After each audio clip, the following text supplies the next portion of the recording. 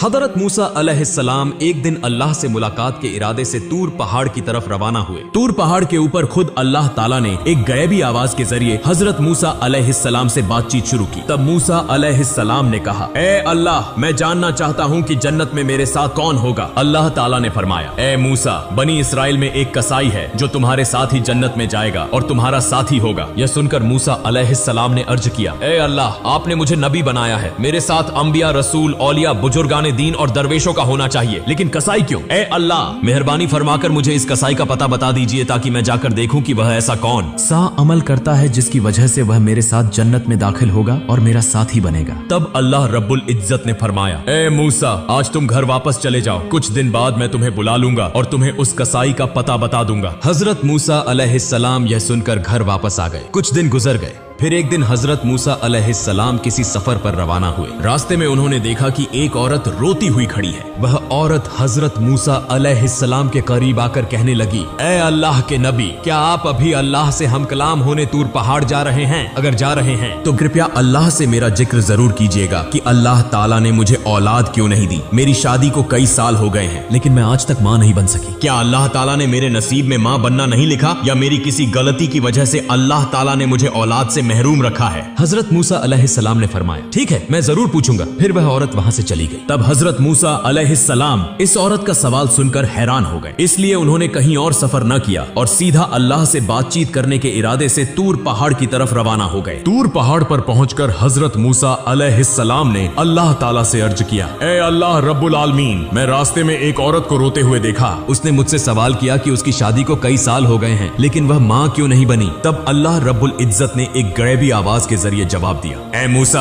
इस औरत की किस्मत में औलाद लिखी ही नहीं गई, इसीलिए वह इतने सालों बाद भी मां नहीं बनी। बेटी या बेटा अल्लाह की तरफ से ही होता है। अल्लाह ताला जिसे जो अता करे वही उसे नसीब होता है। यह सुनकर हजरत मूसा अलैहिस्सलाम वापस घर रवाना हुए। रास्ते में उन्हें वह औरत याद आई तो वह सीधा उसके घर चले गए। औरत हजरत मूसा अलैहिस्सलाम को देखकर हैरान हुई और पूछने लगी, ए अल्लाह के नबी, क्या आपने अल्लाह ताला से मेरे सवाल का जवाब मालूम कर लिया? हजरत मूसा अलैहिस्सलाम ने फरमाया, हाँ, मैं जान चुका हूँ। अल्लाह ताला ने फरमाया है कि तुम्हारी किस्मत में औलाद लिखी ही नहीं गई, इसीलिए तुम कभी मां नहीं बन सकोगी। यह सुनकर औरत की आंखें आंसुओं से भर गईं और वह झारो कतार रोने लगी। हजरत मूसा अलैहिस्सलाम वहां से चले आए। चंद दिनों बाद एक बुजुर्ग फकीर उस औरत के घर आया और कहने लगा, क्या घर में कोई मौजूद है? मैं एक फकीर हूँ, कई दिनों से भूखा हूँ, बराए करम अल्लाह के वास्ते मुझे कुछ खाने को दे दो। बेशक अल्लाह ताला तुम्हारी नीयत पूरी करेगा। फिर उस औरत ने फकीर की बात सुनकर उसे अपने घर आने दिया और उसे 4 रोटियां खाने के लिए दी। इसके बाद औरत ने कहा, आप तो अल्लाह के बंदे हैं, बराए करम अल्लाह ताला से मेरे लिए दुआ करें कि वह मुझे औलाद अता करे। फकीर ने रोटियां खाने के बाद दुआ की और वहां से चला गया। यह वाकया गुजरे कुछ साल हो गए। एक दिन हजरत मूसा अलैहिस्सलाम दोबारा कहीं सफर कर रहे थे। जब वह उस औरत के घर के करीब से गुजरे तो उन्हें वह याद आ गई। तब हजरत मूसा अलैहिस्सलाम उसके घर के करीब गए और देखा कि वह औरत एक छोटे से बच्चे के साथ खुशी खुशी खेल रही थी। औरत हजरत मूसा अलैहिस्सलाम को देखकर बाहर आई और कहने लगी, ए अल्लाह के नबी हजरत मूसा अलैहिस्सलाम, आपने तो फरमाया था कि अल्लाह ताला ने मेरी किस्मत में औलाद नहीं लिखी, लेकिन देखें, अल्लाह ताला ने मुझे एक बच्चा अता कर दिया है। यह सुनकर हजरत मूसा अलैहिस्सलाम हैरान हो गए और इस बात का जवाब जानने के लिए दोबारा तूर पहाड़ की तरफ रवाना हुए। तूर पहाड़ पर पहुंचकर हजरत मूसा अलैहिस्सलाम ने अल्लाह ताला से अर्ज की, ए अल्लाह रब्बुल आलमीन, आपने फरमाया था कि इस औरत की किस्मत में औलाद नहीं लिखी गई, लेकिन आज मैंने उसे एक बच्चे के साथ खुश देखा। मैं यह मामला समझ नहीं सका। तब अल्लाह रब्बुल आलमीन ने एक गैबी आवाज के जरिए फरमाया, ए मूसा, अगर तुम इस सवाल का जवाब जानना चाहते हो तो एक थाल में इंसानी गोश्त ले आओ, फिर तुम्हें इस सवाल का जवाब मिल जाएगा। हजरत मूसा अलैहिस्सलाम को अल्लाह ताला का यह हुक्म मिला तो वह एक थाल और एक छुरी लेकर अपनी कौम के लोगों के पास पहुंचे और कहने लगे, ए मेरी कौम के लोगों, अल्लाह ताला ने फरमाया है कि मैं इंसानी जिस्म का गोश्त लेकर आऊं। क्या तुम में से कोई ऐसा है जो अपने जिस्म से कुछ गोश्त काट कर इस थाल में डाल दे? लेकिन हजरत मूसा अलैहिस्सलाम की इस बात पर कोई भी राजी न हुआ और सब एक एक करके वहां से चले गए। तब हजरत मूसा अलैहिस्सलाम सख्त परेशान होकर इधर उधर घूमने लगे। जब वह इंसानी गोश्त न पाकर वापस घर की तरफ जा रहे थे तो अचानक एक बुजुर्ग फकीर ने पीछे से आवाज दी, ए अल्लाह के नबी मूसा, तुम्हें क्या हुआ? तुम इतने परेशान क्यों दिखाई दे रहे हो? तब हजरत मूसा अलैहिस्सलाम उस फकीर के पास गए और फरमाया, मुझसे अल्लाह रब्बुल आलमीन ने इंसानी जिस्म का गोश्त ले जाने का हुक्म दिया है, लेकिन कोई भी शख्स अपने जिस्म का गोश्त काटने के लिए तैयार नहीं हुआ, बल्कि सब मुंह मोड़कर चले गए। यह सुनते ही वह बुजुर्ग फकीर हजरत मूसा अलैहिस्सलाम से छुरी लेकर अपने जिस्म से थोड़ा सा गोश्त गोश्त काटकर उनके हवाले कर दिया और वहाँ से चला गया। यह देखकर हजरत मूसा अलैहिस्सलाम बहुत हैरान हो गए। फिर वह उस इंसानी गोश्त को लेकर दोबारा तूर पहाड़ पर पहुँचे और अर्ज की,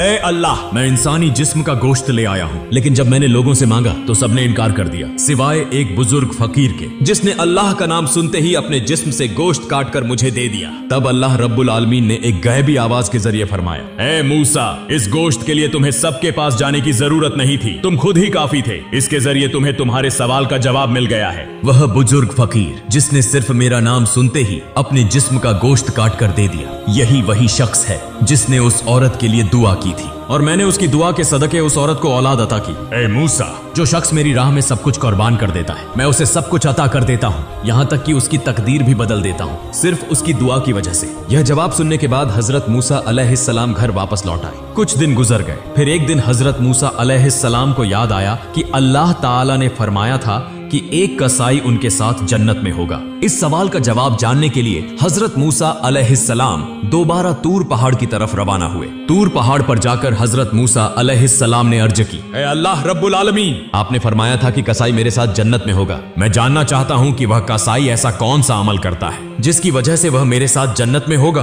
फिर अल्लाह रब्बुल आलमीन ने एक गैबी आवाज के जरिए उस कसाई का पता बता दिया। अगले दिन हजरत मूसा अलैहिस्सलाम एक मुसाफिर के रूप में उस कसाई की दुकान से कुछ फासले पर खड़े होकर उसका मुशाहिदा करने लगे। हजरत मूसा अलैहिस्सलाम ने गौर किया कि उस कसाई में कोई खास इबादत नजर नहीं आ रही। वह सिर्फ गोश्त काटता है और जो सबसे अच्छा गोश्त होता है उसे अलग एक तरफ रख देता है। कुछ देर बाद हजरत मूसा अलैहिस्सलाम ने देखा कि कसाई उन गोश्त के टुकड़ों को लेकर अपने घर की तरफ रवाना हो गया। हजरत मूसा अलैहिस्सलाम भी उसके पीछे चल पड़े। जब कसाई अपने घर पहुंचा तो हजरत मूसा अलैहिस्सलाम ने दूर से उसका घर देखकर उस दिन के लिए वहां से वापसी का फैसला किया। अगले दिन हजरत मूसा अलैहिस्सलाम दोबारा उस कसाई के घर गए और दरवाजे पर दस्तक देकर कहा, घर में कोई है? मैं एक मुसाफिर हूँ। लेकिन अंदर से कोई जवाब न आया तो हजरत मूसा अलैहिस्सलाम ने सोचा कि शायद घर में कोई नहीं है। फिर वह दोबारा कसाई की दुकान के करीब आकर खड़े हो गए और दूर से उस पर नजर रखने लगे। हजरत मूसा अलैहिस्सलाम ने देखा कि जब कसाई गोश्त काट रहा था तो उसने एक अच्छा गोश्त का टुकड़ा एक तरफ रख दिया।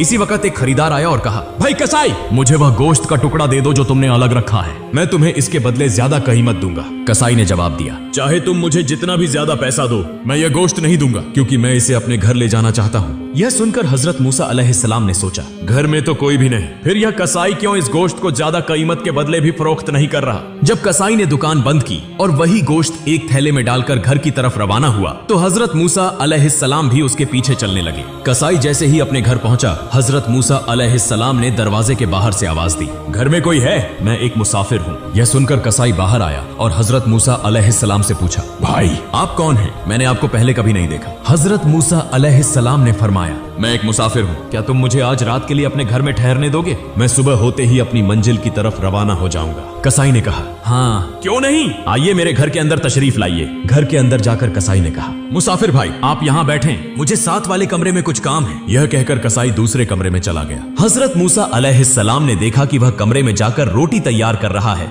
और गोश्त पका रहा है। कुछ देर बाद हजरत मूसा अलैहिस्सलाम ने यह मंजर देखा कि कसाई एक कोने से एक बड़ी सी टोकरी में किसी बूढ़ी खातून को निहायत अदब के साथ बाहर ला रहा है। फिर वह इंतहाई मोहब्बत और शफकत के साथ उस बूढ़ी खातून को खाने के लुक़मे खिला रहा है, बिल्कुल उसी तरह जैसे एक माँ अपने नन्हे बच्चे को प्यार से खिलाती है। फिर कुछ देर बाद कसाई कुछ गोश्त और रोटी लेकर हजरत मूसा अलैहिस्सलाम के पास आया और कहा, ए मुसाफिर भाई, ये लो तुम्हारा खाना, तुम्हें खाने देने में मुझे कुछ देर हो गई। दरअसल मुझे एक काम था, इसीलिए मैं पहले खाना न दे सका। हजरत मूसा अलैहिस्सलाम ने फरमाया, पहले यह बताओ कि यह बूढ़ी खातून कौन है? कसाई ने जवाब दिया, यह मेरी माँ है। मेरी माँ के सिवा इस दुनिया में मेरा कोई नहीं और मेरी माँ के लिए भी इस दुनिया में मेरे अलावा कोई नहीं। मेरी माँ बहुत बूढ़ी हो चुकी है, वह ठीक से चल फिर नहीं सकती और न ही खुद से खा सकती है, इसलिए मैं रोजाना दुकान से अच्छे और नर्म गोश्त के टुकड़े अलग रखता हूँ और घर आकर उनको पकाकर अपनी माँ को खिलाता हूँ। यह कहकर कसाई अपने काम में मशगूल हो गया। हजरत मूसा अलैहिस्सलाम ने कसाई की अपनी माँ के लिए ऐसी अकीदत, मोहब्बत और खिदमत देखकर हैरान रह गए। फिर हजरत मूसा अलैहिस्सलाम ने देखा कि वह बूढ़ी माँ आंखों से आंसू बहा रही है और हाथ उठाकर अल्लाह के हुजूर दुआ कर रही है। ऐ मेरे अल्लाह, तू रहमान और रहीम है, गफूर और रहीम है, तुझे सबका हाल मालूम है। जमीन पर कोई ऐसा नहीं जिसकी खबर तुझ तक न पहुंचती हो। मेरा बेटा कसाई मेरी खिदमत में लगा रहता है और मैं इससे बहुत खुश हूँ। ऐ अल्लाह, मैं माँ होने के नाते तेरे दरबार में दुआ करती हूँ। मैंने सुना है कि बनी इसराइल में सबसे बड़े पैगंबर हजरत मूसा अलैहिस्सलाम हैं। ऐ अल्लाह, मेहरबानी फरमा और मेरे बेटे कसाई को हजरत मूसा अलैहिस्सलाम के साथ जन्नत में जगह अता फरमा। यह सुनकर हजरत मूसा अलैहिस्सलाम घर वापस न गए बल्कि दोबारा तूर पहाड़ की तरफ रवाना हो गए। तूर पहाड़ पर पहुंचकर हजरत मूसा अलैहिस्सलाम ने अर्ज की, ऐ अल्लाह, मैं कसाई के घर गया और मैंने देखा कि उसने सिवाय अपनी माँ की खिदमत करने के कोई खास अमल नहीं किया। तब एक गैबी आवाज आई, ऐ मूसा, जान लो कि वह अमल जिसकी वजह से कसाई तुम्हारे साथ जन्नत में जाएगा वह उसकी अपनी माँ के लिए बेपनाह अकीदत, मोहब्बत और खिदमत है। कसाई की माँ ने आंसू बहाकर अपने बेटे के लिए दुआ की कि वह हजरत मूसा अलैहिस्सलाम के साथ जन्नत में हो। और याद रखो, अल्लाह ताला माँ की दुआ कभी रद्द नहीं करता। ऐ मूसा, कसाई का असल अमल उसकी माँ की बेलौस खिदमत और मोहब्बत है जिसकी बदौलत वह तुम्हारे साथ जन्नत में होगा। इस तरह वक्त गुजरता गया और हजरत मूसा अलैहिस्सलाम ने अल्लाह ताला के दिए गए तमाम अहकाम और फराइज को बखूबी अंजाम दिया। अब आराम का वक्त था क्योंकि हजरत मूसा अलैहिस्सलाम की उम्र काफी ज्यादा हो चुकी थी। हजरत मूसा अलैहिस्सलाम दिल में गुजरे हुए वाकयात के बारे में सोच रहे थे कि अचानक मलाइकुल मौत हजरत अजराइल अलैहिस्सलाम हाजिर हो गए। हजरत मूसा अलैहिस्सलाम ने पूछा, क्या तुम मेरी रूह कब्ज करने के लिए आए हो? हजरत अजराइल अलैहिस्सलाम ने फरमाया, जी हाँ, अल्लाह ताला के हुक्म के मुताबिक अब आपकी रूह कब्ज करने का वक्त आ चुका है। हजरत मूसा अलैहिस्सलाम ने फरमाया, क्या तुम मेरी रूह मेरे मुंह से निकालोगे? हालांकि मैंने इसी जुबान से बराह रास्त अल्लाह ताला से कलाम किया है। फिर फरमाया, अच्छा तो क्या तुम मेरी रूह मेरी आंखों से निकालोगे? हालांकि इन्हीं आंखों से मैंने अल्लाह के नूर का दीदार किया है। तब हजरत अजराइल अलैहिस्सलाम ने फरमाया, फिर मैं तुम्हारी रूह तुम्हारी नाक के जरिए निकालूंगा। हजरत मूसा अलैहिस्सलाम ने फरमाया, इसी नाक के जरिए मैंने अल्लाह ताला के जलवे और जन्नत की खुशबू सूंघी है। यह सुनकर हजरत अजराइल अलैहिस्सलाम ने कहा, मैं इतनी बहस के लिए नहीं आया, मुझे जैसे हुक्म दिया गया है मैं वैसे ही तुम्हारी रूह कब्ज करूंगा। यह सुनकर हजरत मूसा अलैहिस्सलाम को शदीद गुस्सा आ गया और उन्होंने हजरत अजराइल अलैहिस्सलाम को जोर से एक थप्पड़ मारा जिससे हजरत अजराइल अलैहिस्सलाम की एक आंख निकल गई। फिर हजरत अजराइल अलैहिस्सलाम फौरन अल्लाह ताला के दरबार में हाजिर हुए और सारा वाकया बयान कर दिया। अल्लाह ताला ने हजरत अजराइल अलैहिस्सलाम की आंखें दुरुस्त फरमा दी और फरमाया, मेरे तमाम अंबिया में हजरत मूसा अलैहिस्सलाम जैसा जलाली मिजाज किसी का नहीं, लिहाजा उसकी रूह कब्ज करने का मामला मैं खुद देखूंगा, तुम्हें दोबारा उसके पास जाने की जरूरत नहीं। चंद दिन बाद अल्लाह ताला ने वही के जरिए हजरत मूसा अलैहिस्सलाम से फरमाया, ऐ मूसा, अगर तुम एक भेड़ के बालों के बराबर उम्र तलब करो तो मैं तुम्हें वह अता कर दूंगा, तुम जितने साल जीना चाहो जी सकते हो। यह सुनकर हजरत मूसा अलैहिस्सलाम ने फरमाया, फिर भी आखिरकार मौत तो आनी ही है और इस तवील जिंदगी में भी दुनिया की मुशक्कतें बर्दाश्त करनी पड़ेंगी जैसे पहले करता आया हूँ, लिहाजा सबसे महफूज जगह तेरे कर्ब में होना है जो कि सबसे बेहतर है। ऐ अल्लाह, मैं मुकर्रर उम्र के बाद तेरा कर्ब हासिल करना चाहता हूँ क्योंकि मैं तुझसे बेहद मोहब्बत करता हूँ। मेरी एक दरख्वास्त है कि मौत से पहले एक मर्तबा फिर तूर पहाड़ पर तेरा दीदार नसीब हो।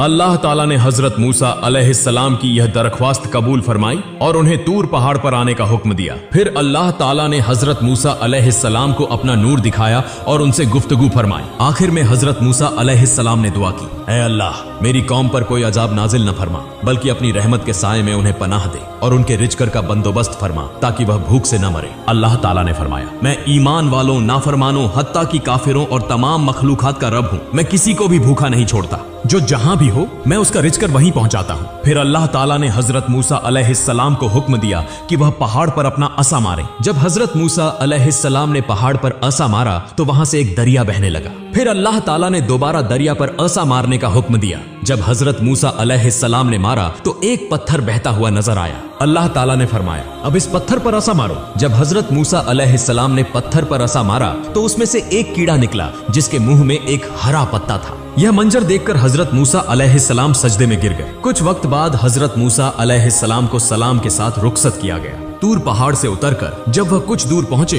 तो उन्होंने 7 आदमियों को एक कब्र खोदते देखा। हजरत मूसा अलैहिस्सलाम ने उनसे पूछा, भाइयों, तुम इस वीरान जगह पर किसकी कब्र खोद रहे हो? वे बोले, हम एक अजीमुल मर्तबत शख्सियत की कब्र खोद रहे हैं, आप भी हमारे साथ इस कार सवाब में शरीक हो सकते हैं। तब हजरत मूसा अलैहिस्सलाम भी उनके साथ कुछ देर कब्र खोदने लगे। उनमें से एक शख्स ने कहा, ऐ अल्लाह के नबी, हम जिसके लिए यह कब्र खोद रहे हैं वह भी आप जैसा ही अजीम है, लिहाजा ब्राए कर्म आप इस कब्र में लेटकर इसकी पैमाइश कर लें।